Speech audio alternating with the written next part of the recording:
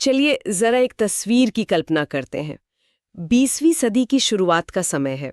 Japan की imperial university की एक बहुत ही एडवांस्ड लेबोरेटरी है और वहाँ एक नौजवान जो कि एक बेहद मेधावी छात्र है वो खड़ा है।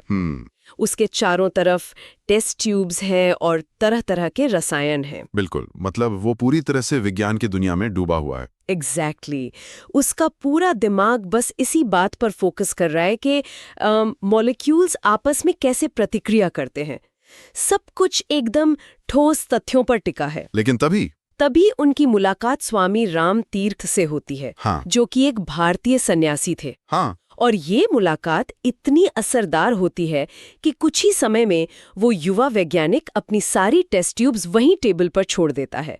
विज्ञान का चोला उतारकर वो खुद एक सन्यासी बन जाता है। ये सुनने में किसी फिल्म की कहानी जैसा लगता है ना, लेकिन ये कोई गढ़ी हुई कहानी नहीं है। बिल्कुल नहीं। ये सरदार पूर्ण सिंह के जीवन का एक बहुत ही वास्तविक और मैं कहूंगा सबसे निर्णायक मोड़ था। मतलब एक ऐसा इंसान जिसने विज्ञान की एकदम कठोर तार्किकता को भी जिया और अध्यात्म की असीम गहराइयों को भी। और आज के हमारे इस गहरे विश्लेषण में, या यूं कहें कि इस वैचारिक यात्रा में, हम इसी अद्भुत इंसान के दिमाग को थोड़ा समझने की कोशिश कर रहे हैं। सही बात है। सरदार पूर्ण सिंह, जिनका जीवन 1881 से 1931 तक रहा, पाकिस्तान के एबटाबाद में जन्म हुआ, फिर जापान में रसायन शास्त्र की पढ़ाई की और फिर संन्यास भी लिया। हाँ, और हैरानी की बात तो ये है कि उसके बाद वो वापस भारत लौटकर देहरादून के फॉरेस्ट कॉलेज में रसायन शास्त्र के ही प्रोफेसर बन गए। उनकी तो जीवन यात्रा ही अपने आप में एक पूरा दर्शन है। बिल्कुल, और सिर्फ उनका जीवन ही नहीं, आज हम डॉक्टर संपूर्णानंद के विचारों को भी टटोलने वाले हैं। एकदम सही कहा आपने।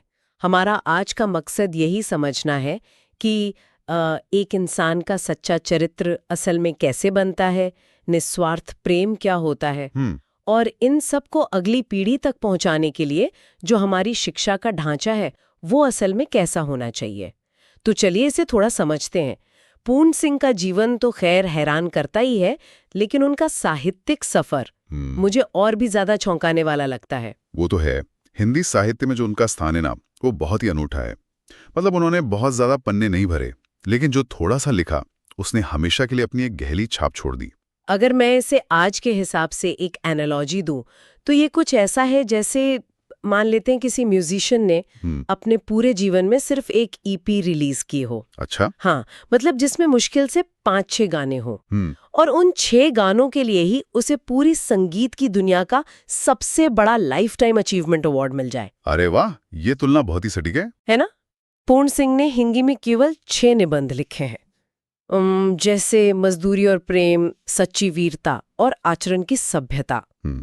और बस इन्हीं 6 निबंधों के बदौलत वे हिंदी गद्य साहित्य के एकदम सबसे ऊंचे शिखर पर बैठे हैं। मुझे ये समझ नहीं आता कि ये जादू आखिर काम कैसे करता है। मतलब 6 निबंधों में ऐसा क्या था जो हजारों पन्ने लिखने वाले लोग नहीं कर पाए? इसका जवाब असल में उनके उसी विरोधाभासी जीवन में छिपा है जिससे हमने आज बात शुरू की थी। अच्छा, वो विज्ञान और अध्यात्म वाला? एग्जैक्टली। एक रसायन शास्त्री और एक सन्यासी का संगम। देखिए, जब एक आम इंसान किसी पेड़ को देखता है तो वो शायद उसकी छाया देखता है या उसके फल देखता है। स्वाभाविक है। लेकिन जब कोई केमिस्ट या रसायन शास्त्री उसी पेड़ को देखता है तो उसका दिमाग अलग तरह से चलता है। वो कार्बन या प्रकाश संश्लेषण की प्रक्रिया और पानी के मॉलिक्यूल्स के टूटने को देखता है। बिल्कुल, एकदम वैज्ञानिक नजरिया। पर वहीं जब एक सन्यासी उस पेड़ को देखता है तो वो उसमें एक अलग ही जीवन देखता है। वो शांति देखता है और बिना कुछ मांगे अपना सब कुछ दे देने वाला त्याग देखता है। वाह। और सरदार पूर्ण सिंह उस पेड़ को एक साथ इन दोनों नजरियों से देख रहे थे। एकदम सही पकड़ा आपने। उनके पास चीजों की एकदम तह तक जाने वाला एक साइंटिफिक दिमाग था। वो सतह के पीछे के पूरे तंत्र को समझते थे। और साथ ही उनके पास एक संत का हृदय भी था जो ब्रह्मांड की उस अमूर्त ऊर्जा को महसूस कर सकता था। इसीलिए जब वो लिखते हैं ना, तो उनके शब्दों में एक अजीब सी लाक्षणिक शैली या प्रतीकात्मकता आ जाती है। मतलब वो अमूर्त भावनाओं को भी ऐसे समझाते हैं जैसे कोई वैज्ञानिक किसी केमिकल रिएक्शन को समझा रहा हो। बिल्कुल, उनकी भाषा में एक ऐसी भावात्मक सघनता है कि जब हम उसे पढ़ते हैं तो लगता ही नहीं कि सिर्फ शब्द पढ़ रहे हैं। ऐसा लगता है जैसे किसी बहुत गहरे अनुभव से गुजर रहे हों। और यही अनुभव उनके सबसे मशहूर निबंध आचरण की सभ्यता के पन्नों पर बहुत ही गहराई से उभर कर आता है। मैंने जब इसे पढ़ा तो मुझे लगा कि वो एक बहुत ही कड़ा दावा कर रहे हैं। हाँ, वो सीधा प्रहार करते हैं। वो कहते हैं कि दुनिया की जितनी भी विद्याएं हैं, कला है, कविता, साहित्य और यहाँ तक कि बहुत सारा धन दौलत भी, ये सब आचरण के सामने एकदम बौने हैं। आचरण यानी इंसान का सच्चा चरित्र। जी, उनका साफ कहना है कि हम चाहे दुनिया भर की किताबें पढ़ लें, सारे वेद शास्त्र रटकर बैठ जाएं, लेकिन आचरण को कभी पढ़कर नहीं सीखा जा सकता। सही बात है। वो इसे एक मौन व्याख्यान का नाम देते हैं, मतलब एक साइलेंट लेक्चर, एक ऐसी भाषा जो बिना होठ हिलाए बोली जाती है और जिसे सिर्फ दिल से सुना जा सकता है। उनके मुताबिक नम्रता, दया और प्रेम ही इस सभ्यता की असली भाषा है। ये विचार सच में बहुत क्रांतिकारी है, क्योंकि ये हमारी उस बुनियादी सोच पर चोट करता है जहां हम अक्सर मान लेते हैं कि जो ज्यादा पढ़ा लिखा है वो इंसान ज्यादा सभ्य या बेहतर होगा। बिल्कुल, हमारी पूरी सोसाइटी इसी सोच पर चलती है। लेकिन पूर्ण सिंह यहाँ एकदम साफ कर रहे हैं कि जो बौद्धिक ज्ञान है और जो आचरण है वो दोनों एकदम अलग पटरियां हैं, एक का दूसरे से सीधा संबंध नहीं है। पर रुकिए, यहाँ तो एक बहुत बड़ा विरोधाभास खड़ा हो गया ना। कैसा विरोधाभास? देखिए, अगर आचरण किसी किताब से नहीं सीखा जा सकता, अगर शब्दों के जरिए किसी का चरित्र निर्माण हो ही नहीं सकता, तो फिर हम खुद पूर्ण सिंह का ये निबंध क्यों पढ़ रहे हैं? ये तो है। आखिर आचरण की सभ्यता भी तो पन्नों पर छपे शब्दों से बनी एक किताब ही है ना, तो क्या वो खुद अपनी ही बात को नहीं काट रहे? ये बहुत ही बढ़िया सवाल है, और अक्सर जब भी हम पूर्वी दर्शन की गहराई में उतरते हैं तो ये सवाल उठता ही है। देखिए, इसे थोड़ा ऐसे समझते हैं। मान लीजिए आपके पास एक नक्शा है। हाँ, मैप। हाँ, और उस मैप पर लिखा है कि हिमालय पर्वत यहां है। तो क्या वो नक्शा अपने आप में हिमालय हो गया? नहीं ना। आप उस कागज के नक्शे पर चढ़ाई तो नहीं कर सकते। जाहिर है, कागज पर बर्फ थोड़ी मिलेगी। बिल्कुल। नक्शे का काम सिर्फ इशारा करना है। पूर्ण सिंह के जो शब्द हैं, वो निबंध है, वो भी बस वो नक्शा ही है। अच्छा, यानी वो सिर्फ एक दिशा दिखा रहे हैं, मंजिल तक चलना तो खुद ही पड़ेगा। एग्जैक्टली। पूर्ण सिंह खुद इस बात को मानते हैं कि शब्दों की अपनी एक सीमा होती है। असली आचरण तो तब पैदा होता है जब इंसान का सामना सीधे प्रकृति से और जीवन की कठिनाइयों से होता है। उन्होंने इसमें हिमालय का एक बहुत सुंदर उदाहरण भी दिया है। हिमालय कोई रातों रात को खड़ा नहीं हो गया ना। इसके पीछे टेक्टोनिक प्लेट्स का भयानक टकराव है, सदियों की बर्फबारी है, तूफानों का प्रहार है। मतलब एक बहुत लंबा और खामोश संघर्ष है। हाँ, प्रकृति का ये जो लगातार और खामोश काम है, वही उस महान पर्वत को बनाता है। ठीक उसी तरह एक श्रेष्ठ आचरण भी जीवन की भट्टी में तपकरी बनता है। वाओ। अब सोचिए, सूर्य किसी को रोशनी देने से पहले कोई भाषण नहीं देता। नदियां हमारी प्यास बुझाने से पहले अपनी महानता पर कोई किताबें नहीं लिखवाती। वो बस अपना काम करती हैं, बिना शोर मचाए। यही वो मौन भाषा है। जब हम प्रकृति के इस खामोश अनुशासन को देखते हैं, अपने जीवन में पसीना बहाते हैं, तब जाकर हमारे हृदय में वो सभ्यता अंकुरित होती है। ये सच में बहुत ही खूबसूरत विचार है। सूर्य भाषण नहीं देता, वो बस रोशनी देता है। लेकिन क्या ये थोड़ा ज्यादा ही पोएटिक या रोमानी नहीं हो गया? आप ऐसा क्यों कह रही हैं? मतलब अगर कोई इंसान किसी नदी को बहते हुए देखे या पहाड़ को निहार ले, तो क्या वो अचानक से अपना लालच छोड़ देगा? इसके पीछे का असली मैकेनिज्म क्या है? कोई काम कैसे करता है इसमें? मैं समझ गया आप क्या पूछ रही हैं। ये सिर्फ पहाड़ देखने भर की बात नहीं है। ये दरअसल उस अहंकार को तोड़ने की बात है जो इंसान को लालची बनाता है। अच्छा। जब कोई प्रकृति के सामने खड़ा होता है तो उसे अपनी क्षुद्रता, अपने छोटेपन का एहसास होता है। जब आप सदियों पुराने पहाड़ या एक विशाल समुद्र को देखते हैं तो आपको समझ आता है कि आपकी व्यक्तिगत इच्छाएं, आपका ये जो मैंपन है, वो इस ब्रह्मांड में कितना महत्वहीन है। इंसान का ईगो टूटता है। बिल्कुल। आचरण की शुरुआत ही इसी मैं के मिटने से होती है, और इस अहंकार के मिटने का जो सबसे चरम रूप है, पूर्ण सिंह उसे प्रेम और त्याग में देखते हैं। और यहीं से हम उनके दूसरे अहम निबंध की तरफ मुड़ते हैं, कन्यादान, जिसे उन्होंने नयनों की गंगा भी कहा है। मैंने जब इसे पढ़ा तो मुझे बहुत गहराई महसूस हुई। हाँ, वो निबंध तो एकदम आत्मा को छू लेने वाला है। पूर्ण सिंह का मानना है कि सच्चा प्रेम कोई ऐसी चीज नहीं है जिसे हासिल किया जाए, बल्कि ये तो एक समाधि की अवस्था है। वो कहते हैं कि इंसान की जो कला है, कविता है, चित्रकारी है, इन सब का जन्म इसी प्रेम की समाधि से हुआ है। सही बात है। और वो कहते हैं कि जब ये प्रेम अपने एकदम चरम पर होता है तो वो आंसुओं के रूप में बाहर आता है। इन्हीं आंसुओं को उन्होंने नयनों की गंगा कहा है। और यहाँ ध्यान देने वाली बात यह है कि उन्होंने आंसुओं को कमजोरी बिल्कुल नहीं माना है, बल्कि ये एक शुद्धिकरण की प्रक्रिया है। एक तरह की क्लेंजिंग। हाँ, जब मन पूरी तरह से प्रेम से भर जाता है तो जो आंसू छलकते हैं वे भीतर की सारी मलिनता, सारे स्वार्थ को अपने साथ बहा ले जाते हैं। ये एक ऐसा स्नान है जिसके बाद इंसान भीतर से एकदम पवित्र हो जाता है। मुझे इस निबंध में एक और चीज बहुत दिलचस्प लगी। पूर्ण सिंह ने इसमें प्रेम और विवाह को देखने के दो बिल्कुल अलग-अलग नजरियों की तुलना की है। वो पश्चिमी और भारतीय नजरिए की बात कर रही हैं आप? जी हाँ, 20वीं सदी की शुरुआत में रहते हुए उन्होंने पश्चिमी और भारतीय परंपराओं के बीच एक लकीर खींची है। उनके निबंध के अनुसार यूरोप में विवाह को मुख्य रूप से एक समझौते या कॉन्ट्रैक्ट के रूप में देखा जाता है। वहाँ सारा जोर इस बात पर होता है कि दोनों व्यक्तियों के अधिकार क्या हैं या उनकी शारीरिक आज़ादी क्या है। लेकिन इसके उलट भारत में जो कन्यादान की परंपरा है, पूर्ण सिंह उसे किसी सामाजिक रस्म से बहुत ऊपर मानते हैं। उनके लिए ये एक पूर्ण आध्यात्मिक आत्मसमर्पण है। और उनका ये दृष्टिकोण इसी बात पर टिका है कि एक कॉन्ट्रैक्ट में इंसान का अहंकार हमेशा बचा रहता है। मतलब एक कैलकुलेशन चलती रहती है। बिल्कुल, आप हमेशा सोचते रहते हैं कि इसमें मेरे अधिकार क्या हैं या मुझे क्या मिल रहा है। लेकिन पूर्ण सिंह के हिसाब से जहां मैं और मेरा बचा हुआ है, वहां आचरण की वो मौन सभ्यता आ ही नहीं सकती। इसी बात को और गहराई से समझाने के लिए उन्होंने फ्रांसीसी लेखक विक्टर ह्यूगो का एक वाक्य कोट किया है। वाक्य कुछ ऐसा है: समस्त सृष्टि का एक भूत में परिणत हो जाना तथा उस एक भूत का देवत्व में विकास पाना ही प्रेम है।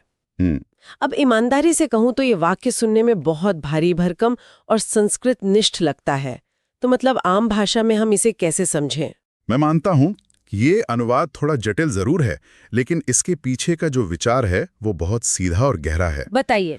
अगर इसे सरल शब्दों में कहें तो सच्चा प्रेम वो है जब आप खुद को इस पूरी दुनिया से या इस ब्रह्मांड से अलग देखना बंद कर देते हैं। आपका जो अपना एक अलग अस्तित्व है, आपकी पहचान, आपकी अपनी इच्छाएं, वो सब एकदम पिघलकर सामने वाले में या पूरी सृष्टि में मिल जाती हैं। आप और ये दुनिया दो अलग अलग चीजें नहीं रह जाते, आप बस एक हो जाते हैं। वाओ! और जब दो चीजें पूरी तरह एक हो जाती हैं तो उस परम एकता की अवस्था को ही देवत्व या ईश्वर का स्वरूप माना गया है। यानी अपने वजूद को, अपने ईगो को पूरी तरह से किसी और के लिए मिटा देना ही असली आजादी है। ये तो एक तरह से ईगो डेथ है। बिल्कुल, ईगो डेथ ही है। और कन्यादान के निबंध में एक बहुत ही मार्मिक दृश्य है जो इस बात को बहुत स्पष्ट रूप से समझाता है। वो मेहंदी वाला दृश्य? जब विवाह के समय एक भाई अपनी बहन के हाथों में मेहंदी लगाता है तो पूर्ण सिंह उस दृश्य को महज एक सजावट की तरह नहीं देखते। हाँ, मैंने पढ़ा कि वो उसे गहरे वैराग्य से जोड़ते हैं। एकदम सही। वो लिखते हैं कि उस समय वह कन्या एक गहरी समाधि में होती है। वह अपने पुराने जीवन, अपने बचपन, अपनी पुरानी पहचान को हमेशा हमेशा के लिए पीछे छोड़ रही होती है। वह एक ऐसे नए आध्यात्मिक लोक में प्रवेश कर रही है जहां उसे अपना सब कुछ किसी और परिवार के लिए न्योछावर करना है।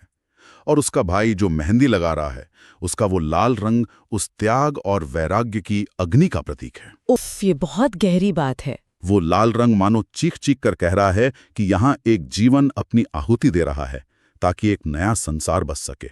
ये एक बहुत ही शक्तिशाली और भावुक कर देने वाली इमेज है। लेकिन यहाँ ना एक बहुत बड़ी व्यवहारिक समस्या खड़ी होती है मेरे दिमाग में। वो क्या? ये मान लेते हैं कि पूर्ण सिंह जो कह रहे हैं वो 100% सही है। मान लेते हैं कि सच्चा आचरण तब आता है जब इंसान अपने अहंकार को मार देता है, जब वो प्रकृति के मौन को सुनता है और खुद को निस्वार्थ प्रेम में मिटा देता है। लेकिन आप एक पूरे समाज को ये सब कैसे सिखा सकते हैं? हम किसी स्कूल के सिलेबस में अहंकार का त्याग तो एक सब्जेक्ट के रूप में शामिल नहीं कर सकते ना। मतलब बच्चे का रिपोर्ट कार्ड कैसे बनेगा? मैथ्स में A ग्रेड, साइंस में B और ईगो डेथ में A+? अरे, ये तो आपने बहुत ही शानदार बिंदु उठाया है। और मजे की बात यह है कि यही वो जगह है जहां पूर्ण सिंह के ये दार्शनिक विचार डॉक्टर संपूर्णानंद के व्यावहारिक विचारों से आकर एकदम मिल जाते हैं। अच्छा। हाँ, पूर्ण सिंह ने हमें एक मंजिल दिखाई, लेकिन डॉक्टर संपूर्णानंद हमें उस मंजिल तक पहुंचने का रास्ता बताते हैं। तो अब बात करते हैं डॉक्टर संपूर्णानंद की, जो 1890 से 1969 तक रहे। वो सिर्फ एक प्रकांड विद्वान ही नहीं थे, बल्कि उत्तर प्रदेश के मुख्यमंत्री भी रहे। जी। मतलब उन्होंने समाज को चलाने की, सिस्टम की प्रशासनिक जटिलताओं को बहुत करीब से देखा था। उनका एक निबंध है शिक्षा का उद्देश्य, और उसमें जो विचार है वो मुझे लगता आज के समय में और भी ज्यादा रेलेवेंस हो गए हैं। बिल्कुल। संपूर्णानंद जी का पूरा जोर इस बात पर था कि एक स्कूल या एक क्लासरूम का असल में काम क्या है। अगर हम आज के एजुकेशन सिस्टम को देखें तो मुझे तो एक अजीब सी स्थिति नजर आती है। जरा ऐसे सोचिए कि हम बच्चों के दिमाग को एक बहुत ही एडवांस स्मार्टफोन मान लें। ठीक है। हम उस फोन में दुनिया भर का डेटा, हजारों एप्स, मैथ्स के फॉर्मूले, इतिहास की तारीखें, सब कुछ बस धड़ाधड़ डाउनलोड किए जा रहे हैं। लेकिन डॉक्टर संपूर्णानंद मानो ये कह रहे हैं कि भाई हमने उस फोन का बुनियादी ऑपरेटिंग सिस्टम तो अपडेट किया ही नहीं है। बहुत सही तुलना है ये। और वो ऑपरेटिंग सिस्टम है क्या?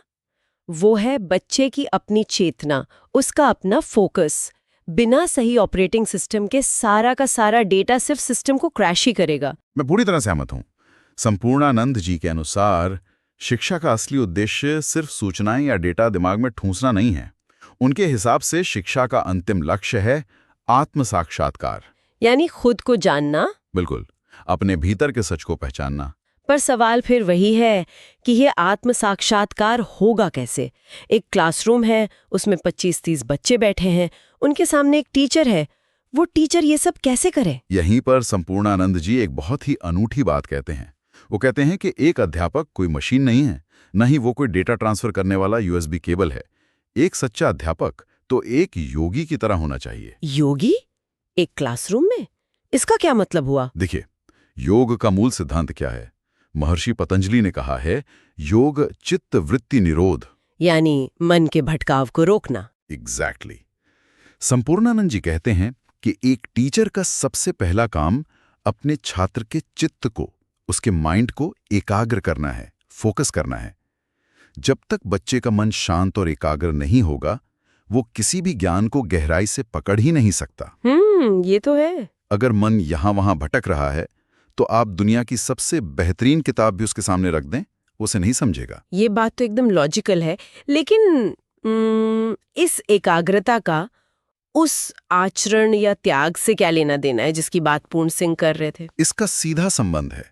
संपूर्णानंद जी समझाते हैं कि जब इंसान का मन एकाग्र होता है, जब उसके भीतर का शोर एकदम शांत हो जाता है, केवल तभी उसके भीतर मैत्री यानी दोस्ती, करुणा यानी दया और मुदिता मतलब दूसरों की खुशी में खुश होना, ऐसे गुण पैदा हो सकते हैं। अच्छा, तो शांति से ये गुण आते हैं। हाँ, एक विचलित और अशांत मन कभी किसी दूसरे का दर्द महसूस कर ही नहीं सकता। एकाग्रता ही वो जमीन है जिस पर निष्काम कर्म का यानी बिना स्वार्थ के काम करने का पौधा उगता है। वाओ, तो अब सारी कड़ियां आपस में जुड़ रही हैं। मतलब पूर्ण सिंह कहते हैं कि निस्वार्थ प्रेम और अहंकार का मिटना ही सबसे बड़ा आचरण है, और संपूर्णानंद कहते हैं कि उस निस्वार्थ भाव तक पहुंचने के लिए मन की एकाग्रता जरूरी है, जो कि एक योगी रूपी शिक्षक के जरिए आनी चाहिए। बिल्कुल। और संपूर्णानंद जी इसमें एक और बहुत अहम बात जोड़ते हैं। वो कहते हैं कि शिक्षक का काम छात्र के भीतर सौंदर्य के प्रति एक निस्वार्थ प्रेम जगाना भी है। वो कैसे? ऐसे समझिए, जब हम कोई सुंदर फूल देखते हैं तो हमारे मन में एक भावना आती है कि इसे तोड़कर अपने पास रख लें। ये वासना है। हाँ, कब्जा करने की चाहत। हाँ, लेकिन दूसरी भावना होती है उसे बस देखकर खुश होना, उसकी सुंदरता की सराहना करना बिना उस पर कब्जा किए। यही निस्वार्थ प्रेम है। शिक्षा का काम है बच्चे के भीतर ये वासना रहित सौंदर्य बोध पैदा करना। जब शिक्षा इस ऊंचे स्तर पर पहुंच जाती है तो वह व्यक्ति को मैं और तू के इन छोटे छोटे भेदों से ऊपर उठा देती है, और तब जैसा कि पूर्ण सिंह में कहा था, इंसान शब्दों का मोहताज नहीं रहता। उसका तो जीवन ही, उसका चरित्र ही एक मौन व्याख्यान बन जाता है। ये दोनों विचारकों का एक बहुत ही शानदार संगम है। एक हमें प्रकृति के मौन से सीखना सिखाता है, और दूसरा हमें उस मौन को सुनने के लिए हमारे भीतर का जो शोर है उसे शांत करना सिखाता है। आज की इस पूरी चर्चा ने सच में बहुत गहराई से ये सोचने पे मजबूर कर दिया कि हम समाज के रूप में आज कहाँ खड़े हैं। बिल्कुल। हमने देखा कि कैसे पूर्ण सिंह ने केमिस्ट्री की ठोस दुनिया से निकलकर अध्यात्म की अमूर्त दुनिया को गले लगाया। हमने ये भी समझा कि असली सभ्यता उन किताबों में नहीं है जिन्हें हम शेल्फ पर सजा कर रखते हैं, बल्कि उस संघर्ष में है जो हम प्रकृति और जीवन के साथ रोज करते हैं। और हमने कन्यादान के जरिए ये भी जाना कि अपनी आज़ादी के नारे लगाने से कहीं ऊपर उठकर अपना सब कुछ किसी और के लिए मिटा देना इंसान को कितनी ऊंचाई पर ले जाता है। और अंत में संपूर्णानंद जी ने तो साफ कर दिया कि हमारे स्कूलों का असली काम बच्चों को डेटा बैंक बनाना नहीं, बल्कि उन्हें इतना एकाग्र और करुणावान बनाना है कि वे इस मौन सभ्यता को समझ सकें। ये एक ऐसी समझ है जो सिर्फ किताबी ज्ञान से बहुत बहुत आगे की चीज है। मैं कहूंगा ये जीवन जीने की कला है। और यहीं पर इस विश्लेषण के अंत में एक बहुत ही चुभने वाला सवाल सामने आता है जिस पर हम सबको विचार करना चाहिए। वो क्या? देखिए, संपूर्णानंद जी कहते हैं कि मन का शांत और एकाग्र होना जरूरी है, और पूर्ण सिंह कहते हैं कि आचरण एक मौन भाषा है। लेकिन आज हम जिस युग में जी रहे हैं, जरा उसकी तरफ देखिए। फोन्स और स्क्रीन का युग। हाँ, हमारे फोन पर हर मिनट एक नया नोटिफिकेशन बजता है। हम टेक्स्ट, सोशल मीडिया के अपडेट्स और वो जो 30 सेकंड की रील्स होती हैं, उनके एक कभी ना खत्म होने वाले शोर में डूब चुके हैं। हम हर चीज को बस शब्दों में, डेटा में या एक स्क्रीन पर मापना चाहते हैं। और सच कहूं तो उस शोर में वो एकाग्रता पूरी तरह से टूट चुकी है। एग्जैक्टली। तो सोचने वाली बात यह है कि क्या आज के इस डिजिटल और शोर शराबे वाले युग में, जहां शांति नाम की कोई चीज बची ही नहीं है, हम अनजाने में उस मौन की भाषा को सुनने की क्षमता पूरी तरह से खोते जा रहे हैं? ये बहुत डराने वाला सवाल है। क्या हम ऐसे लोगों की एक पूरी पीढ़ी तो तैयार नहीं कर रहे जो इंटरनेट के जरिए दुनिया भर की जानकारी तो रखते हैं, लेकिन जिनके भीतर वो आचरण की सभ्यता पूरी तरह से मर चुकी है? ये कोई ऐसा सवाल नहीं है जिसका जवाब कोई गूगल पर खोज सके। ये कुछ ऐसा है जिस पर फोन को किनारे रखकर एकदम शांति से बैठकर विचार किया जाना चाहिए।